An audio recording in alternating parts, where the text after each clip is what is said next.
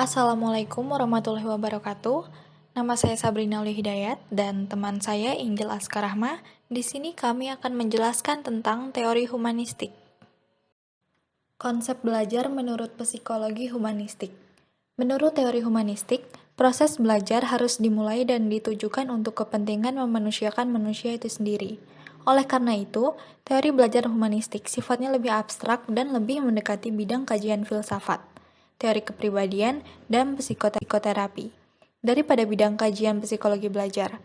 Teori humanistik lebih banyak berbicara tentang konsep-konsep pendidikan untuk membentuk manusia yang dicita-citakan, serta tentang proses belajar dalam bentuknya yang paling ideal. Adapun tokoh psikologi humanistik yaitu yang pertama ada Rogers, yang kedua Bloom dan Cradwell, yang ketiga ada Kolb, yang keempat ada Honey dan Mumford, dan yang terakhir ada Habermas.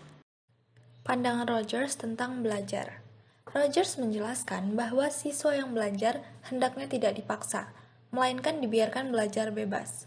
Untuk itu, seorang pendidik pertama kali membantu anak untuk memahami diri mereka sendiri dan tidak memaksakan pemahamannya sendiri mengenai diri siswa. Lebih lanjut, Rogers mengemukakan prinsip-prinsip belajar humanistik sebagai berikut. 1. Hasrat untuk belajar. 2. Belajar bermakna. 3. Belajar tanpa hukuman. Dan yang keempat, belajar dengan inisiatif sendiri. Rogers juga mengemukakan langkah-langkah pembelajaran dalam Dimyati pada tahun 2002 sebagai berikut. Yang pertama, guru memberikan kepercayaan kepada kelas dengan memilih belajar secara terstruktur. Yang kedua, guru dan siswa membuat kontrak belajar. Yang ketiga, guru menggunakan metode inquiry atau belajar menemukan, atau biasa disebut discovery learning. Yang keempat, guru menggunakan metode simulasi. Yang kelima, guru mengadakan latihan kepekaan agar siswa mampu menghayati perasaan dan berpartisipasi dengan kelompok lain. Yang keenam, guru bertindak sebagai fasilitator belajar.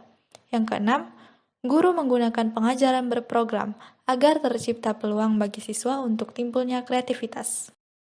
Pandangan Bloom dan Cradwell terhadap belajar.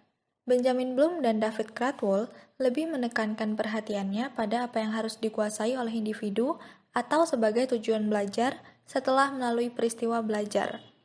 Tujuan belajar yang dikemukakannya dirangkum ke dalam 3 kawasan yang dikenal dengan sebutan taksonomi Bloom, yang terdiri dari 3 kawasan atau ranah atau domain dan sub-sub kawasan atau ranah yang disusun dari yang sederhana ke yang kompleks, yang meliputi yang pertama yaitu kawasan kognitif, yang terdiri dari 6 tingkatan, yaitu 1. Pengetahuan, 2. Pemahaman, 3. Aplikasi, 4. Analisis, 5. Evaluasi, dan yang terakhir kreativitas. Yang kedua, kawasan afektif, yang terdiri dari 5 tingkatan, yaitu 1. Pengenalan, 2. Merespon, 3. Penghargaan, 4. Pengorganisasian, dan yang kelima, pengamalan. Dan yang ketiga, kawasan psikomotorik, yang terdiri dari 5 tingkatan, yaitu 1. Peniruan, 2. Penggunaan, 3. Ketepatan, dan yang keempat, naturalisasi. Menurut Kolb, siklus belajar terjadi secara berkesinambungan dan berlangsung di luar kesadaran si pembelajar.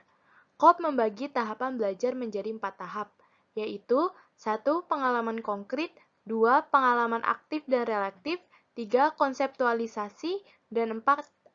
Eksperimen aktif. Pandangan Honey dan Mumford terhadap belajar. Honey dan Mumford membagi siswa menjadi 4 macam atau tipe, yaitu 1. Aktivis, 2. Reflektor, 3. Teoritis, dan 4. Pragmatis. Dan yang terakhir yaitu pandangan Habermas terhadap belajar. Habermas percaya bahwa belajar sangat dipengaruhi oleh interaksi, baik dengan lingkungan, alam dan sosial, maupun dengan sesama manusia. Teori humanistik ini dalam prakteknya cenderung mendorong siswa untuk berpikir induktif, dari contoh ke konsep, dari konkret ke abstrak, dari khusus ke umum, dan sebagainya. Dan juga mementingkan faktor pengalaman atau keterlibatan aktif siswa dalam proses belajar. Habermas membagi tipe belajar menjadi 3 tipe, yaitu 1. Belajar teknis, 2. Belajar praktis, dan 3. Belajar emansipatoris. Penerapan teori humanistik dalam pembelajaran menurut Irawan tahun 2001 halaman 35, yaitu menentukan tujuan-tujuan pembelajaran, menentukan materi pelajaran, mengidentifikasi entry behavior siswa, membimbing siswa belajar secara aktif, dan yang terakhir membimbing siswa memahami hakikat makna dari pengalaman belajar mereka. Sekian penjelasan dari kami tentang teori humanistik. Jika ada pertanyaan, silakan dituliskan di kolom komentar. Terima kasih. Wassalamualaikum warahmatullahi wabarakatuh.